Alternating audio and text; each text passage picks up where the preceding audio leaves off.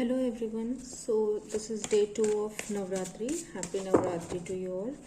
ये पे का कार्ड रीडिंग होगा आपको कार्ड 1 या कार्ड 2 में या नंबर 1 एंड लेट्स क्रिस्टल्स की देख लेते हैं. Okay so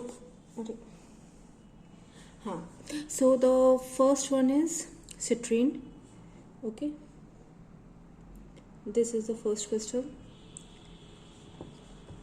and this is sunstone second.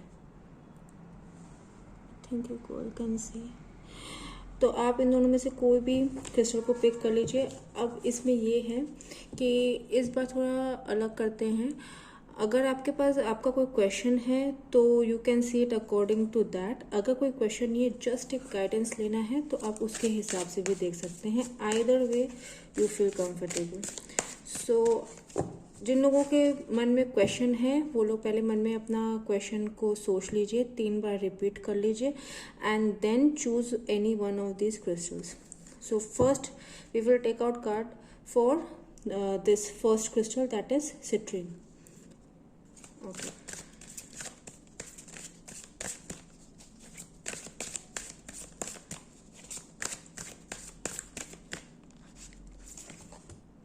Reconsider. तो आप लोगों में जिसने जो भी अगर सोच के कोई क्वेश्चन है तो यू नीड टू रिकंसिडर. वापस से सोचिए आपका जो भी मैटर है एंड देन एक्ट अकॉर्डिंगली, और else otherwise wait for some time like 7 to 8 days. Wait for it and then see कि वो चीज़ आपके लिए तब भी क्या उतना इम्पोर्टेंट है. Then take decision on that thing. You can also think it from a different perspective. हो सकता है कुछ लोग this can be for people जो लोग ने क्वेश्चन पूछा है या जो लोग गाइडेंस चाहते हैं अभी जस्ट जनरल. तो कोई भी चीज़ को लेकर अगर आप अटके हुए हैं या आप जिद करके बैठे हैं कि मेरे को ये इसी तरह से चाहिए, आप लोगों को उस सिचुएशन को, उस चीज़ को एक डिफरेंट पर्सपेक्टिव से देखने का ज़रूरत है. अब ये भी हो सकता है कि वो कोई चीज़ नहीं हो, कोई इंसान हो जिसको लेके आप सोच के रखे हैं कि ये इंसान ऐसा ही है, अब वो अच्छा या ख़राब या जो भी है. अगर आपको कोई अच्छा लग रहा है पर बहुत लोग अगर उसके खिलाफ हैं तो कुछ तो बात होगा. You need to consider that. अगर कोई आपको ठीक नहीं लग रहा है पर सबको सही लगता है, then also you need to consider it कि हो सकता है कि you are wrong in that. तो सिर्फ फ्रॉम ब्रॉडर पर्सपेक्टिव अच्छे से सोचिए, समझिए, थोड़ा न्यूट्रल होके सोचिए. That will be better. Now for people who have chosen this Sunstone, for them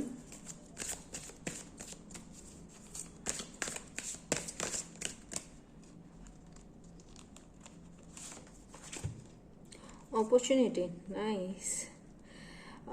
since यहाँ पे इतना ग्लिटर एंड शाइनी और मतलब है, तो ये मेरे को मोस्टली तो यही लग रहा है कि कोई बिजनेस अपॉर्चुनिटी या फिर फाइनेंशियल गेन या something like that is there.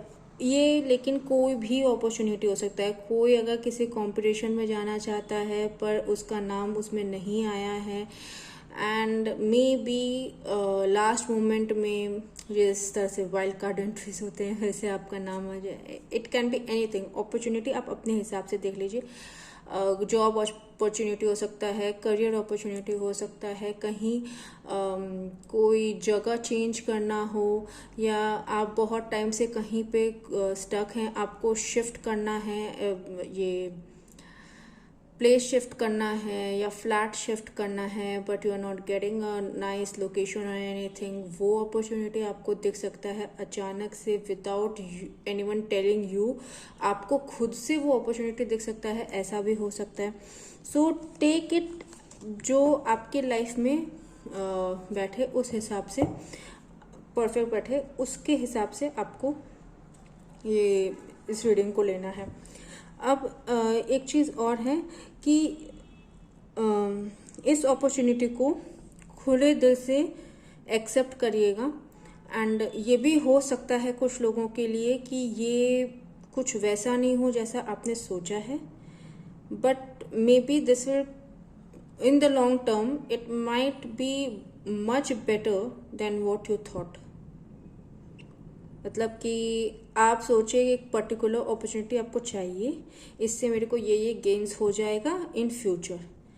अब जो अपॉर्चुनिटी आपको मिला है वो वैसा नहीं मिला है, पर फिर भी मिला है। इससे हो सकता है कि आपको उस जो आपने सोचा था उससे भी ज़्यादा गेन हो जाए। तो एक बार मतलब if the opportunity that will be coming to you, जो भी है वो ऑफर आ सकता है अपॉर्चुनिटी के रूप में, सो उसको एक्सेप्ट करिएगा। अगर वो अच्छा हो, मतलब वो अगर थोड़ा भी अच्छा हो तो उसको एक्सेप्ट करिएगा। ये नहीं कि एकदम कुछ खराब है कुछ है एंड जस्ट आप एक्सेप्ट कर लें। अगर अच्छा है, ओके है, एक्सेप्टेबल है, एक्सेप्ट इट। अभी शायद प्रेजेंटली आपको वो उतना अच्छा नहीं लगे, but in future it will be better for you. So this was the reading. Thank you.